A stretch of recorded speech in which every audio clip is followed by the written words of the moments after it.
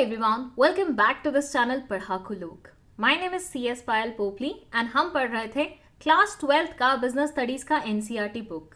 इसमें हम 4 chapters finish कर चुके हैं। अभी फिलहाल हमारा चल रहा है चैप्टर नंबर 5 जो कि है ऑर्गेनाइजिंग। किसी भी स्टूडेंट ने अगर अभी तक की वीडियोस नहीं देखी हैं तो प्लेलिस्ट का लिंक लिखा हुआ है डिस्क्रिप्शन बॉक्स में, जाके देख लीजिए। अब बात करते हैं कि आज की इस वीडियो में हम क्या पढ़ने वाले हैं।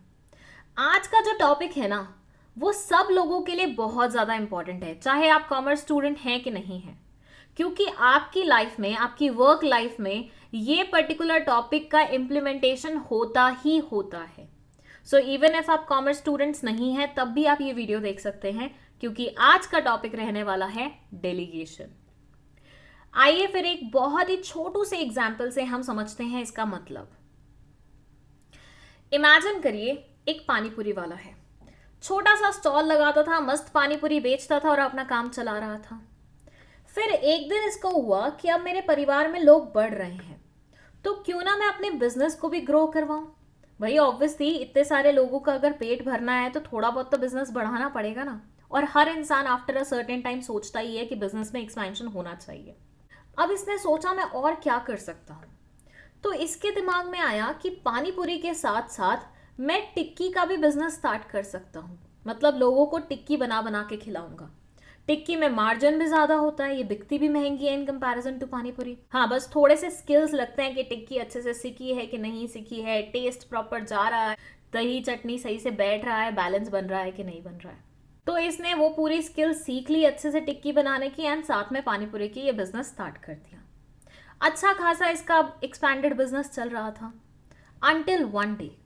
अब इस दिन हुआ क्या कि इसके पास बहुत सारे लोग पानीपुरी खाने आ गए।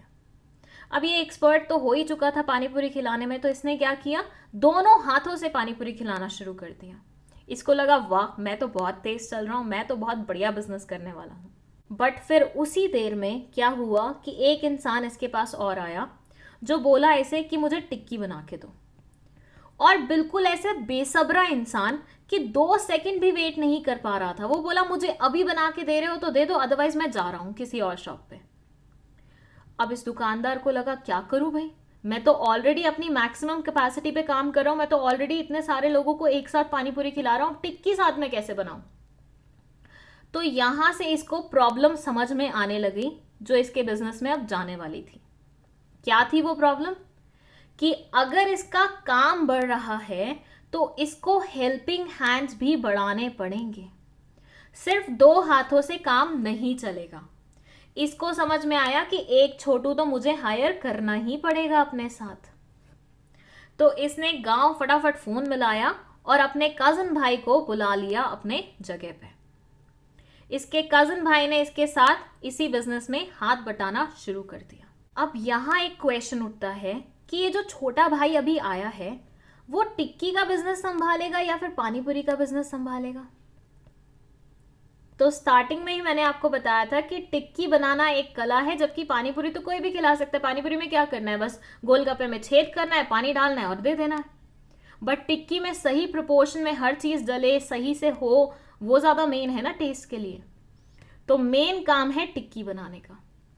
तो इसने बोला टिक्की मैं बनाया करूंगा, पानीपुरी मेरा छोटू खिला दिया करेगा। अब यहां पे हमें क्या समझ में आया, पहले तो हमें यह समझ में आया कि डेलीगेशन बहुत इंपॉर्टेंट कॉन्सेप्ट है। अब आप बोलेंगे मैम डेलीगेशन कहां समझाई आपने। तो बेटा जब इसको समझ में आ गया कि इसका बिजनेस बड़ा हो रहा है, अब अकेले उस बिजनेस को नहीं संभाल पाएगा और इसने हेल्पिंग हैंड्स हायर करने के बारे में सोचा या दूसरे के ऊपर काम डालने के बारे में सोचा, तो ये डेलीगेशन ही कर रहा था। डेलीगेशन का मतलब ये होता है कि जब आपके सर का बोझ बढ़ जाए और आप उस सर के बोझ को थोड़ा बहुत किसी और के ऊपर डाल दें, तो वो डेलीगेशन कहलाया जाता है। ऐसे मानिए एक इंसान है, उसके सर पे बहुत सारे फ्रूट्स भरे हुए हैं टोकरी में और अब उससे संभाले नहीं जा रहे, तो वो क्या करेगा, वो अपने बच्चे को थोड़ा सा छोटी सी टोकरी देके थोड़े बहुत फ्रूट्स उसके सर पे डाल देगा। इसी को बोलते हैं डेलीगेशन, अपना काम किसी और को देना। बट क्वेश्चन उठता है कौन से वाला काम अपना दूसरों को देना। हर कोई काम दे दोगे क्या? ऑब्वियसली नहीं। आपके लिए जो नॉन कोर एरिया वाले काम है या जो नॉन इम्पॉर्टेंट काम है, जो रूटीन नेचर के काम है, जो बेसिक नेचर के काम है, आप वो दूसरे वाले इंसान को देते हो। लाइक टिक्की में इसे अभी अपने कदम जमाने थे तो इसने ये वाला काम डेलीगेट नहीं किया। पानी पूरी का जो कि सिंपल रूटीन नेचर का काम था वो उसने छोटू को डेलीगेट किया। अब समझते हैं कि दो इंपॉर्टेंट फायदे जो डेलीगेशन से इसको मिले वो क्या क्या थे। पहला कि ये इंसान अब पीसफुली टिक्की बनाने पे फोकस कर पाएगा, मतलब इसको जल्दीबाजी नहीं होगी कि अरे पानी पूरी भी खिलाना है, टिक्की भी बनानी है, इधर भी ध्यान है उधर भी ध्यान है, नहीं।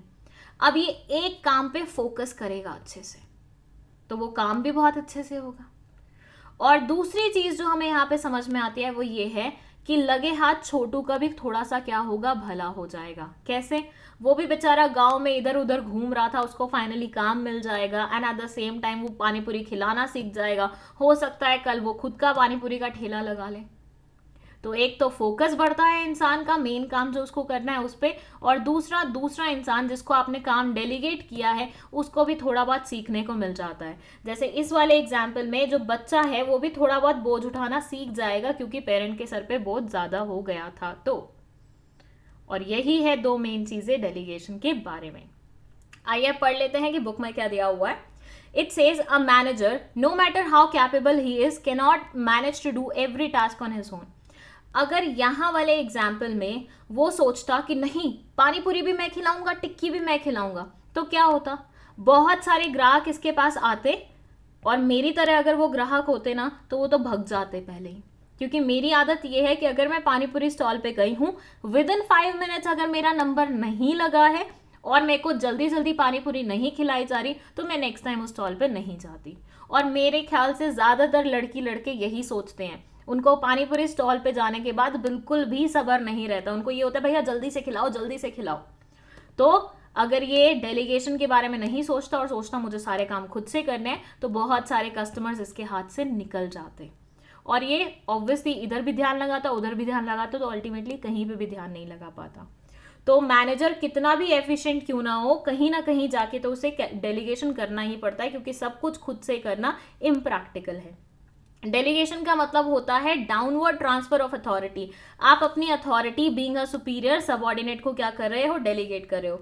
ये क्या है, ये सीनियर है और ये क्या है, ये सबऑर्डिनेट्स हैं। ये अपने काम को इन लोगों के बीच में डिवाइड कर रही है, मतलब ऐसा काम जो कि इसके लिए रूटीन नेचर का है बट इन लोगों के लिए कुछ इंटरेस्टिंग हो सकता है, इन लोगों के लिए सीखने लायक हो सकता है।